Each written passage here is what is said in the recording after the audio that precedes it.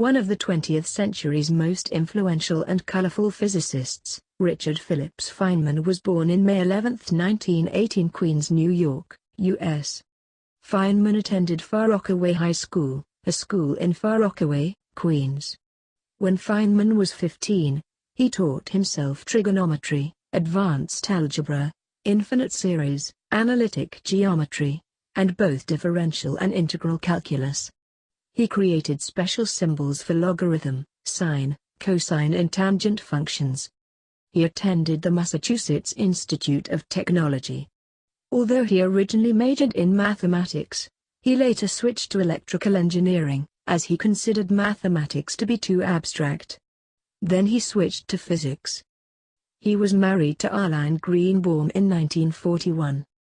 Then he submitted his PhD thesis on the principle of least action in quantum mechanics in 1942, replacing the wave-oriented electromagnetic picture developed by James Clerk Maxwell with one based entirely on particle interactions mapped in space and time. He pursued his PhD from Princeton University in 1943.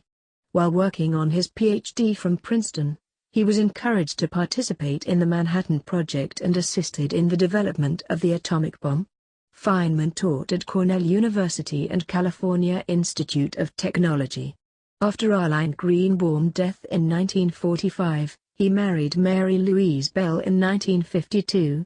After the divorce with Mary Louise Bell in 1956, he married Gwyneth Howe Watt in 1960.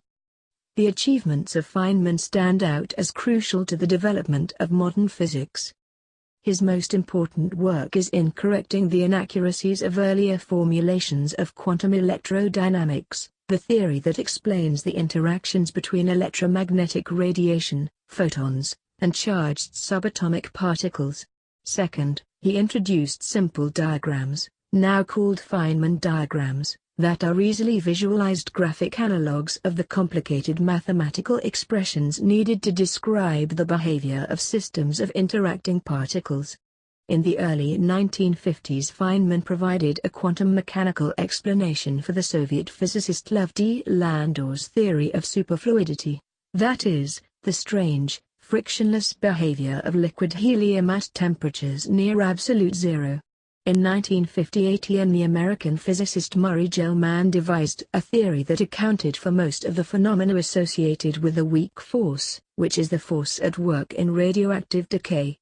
Their theory, which turns on the asymmetrical handedness of particle spin, proved particularly fruitful in modern particle physics. There's plenty of room at the bottom. An invitation to enter a new field of physics was a lecture given by Richard Feynman at the annual American Physical Society meeting at Caltech on December 29, 1959. Feynman laid the conceptual foundations for the field now called nanotechnology. Feynman also considered the possibility of direct manipulation of individual atoms as a more powerful form of synthetic chemistry. Goes into a volume of material 1/200th of an inch on a side, which is the smallest piece of dust that you can possibly see.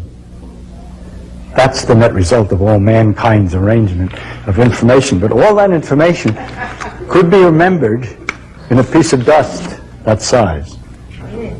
And that gives us some idea about the fact that there's plenty of room to make things very much smaller than we ever made them before. Our books are obviously too big. What's the sense of having all that stuff in this big library when you can put it all in one cart? Oh, it's convenient to have the books in your hand. The theory that describes how light and matter interact, radio, electricity, and magnetism awarded him a Nobel Prize in 1965. The other co-winners of the Nobel Prize, Julian S. Schwinner of the United States and Dominika Shinichiro of Japan, had independently created equivalent theories, but it was Feynman's that proved the most original and far-reaching. In 1968, while working with experimenters on the scattering of high-energy electrons by protons, Feynman invented a theory of partons, or hypothetical hard particles inside the nucleus of the atom, that helped lead to the modern understanding of quarks. Other lectures and miscellaneous talks were also turned into books, including The Character of Physical Law, The Strange Theory of Light and Matter, statistical mechanics and lectures on gravity. He was a member of the Rogers Commission that lambasted NASA over the destruction of Space Shuttle Challenger in 1986. Despite of being a scientist, he gained the sense of humor from his mother that he had throughout his life. He was a keen drummer too. I love you, baby. Hey, you're not doing it now.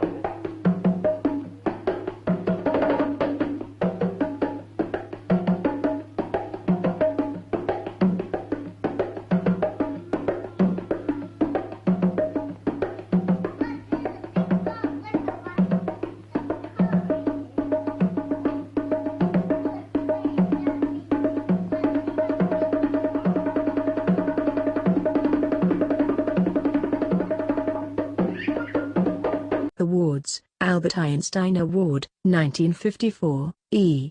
O. Lawrence Award, 1962, Nobel Prize in Physics, 1965, Foreign Member of the Royal Society, 1965, Oersted Medal, 1972, National Medal of Science, 1979.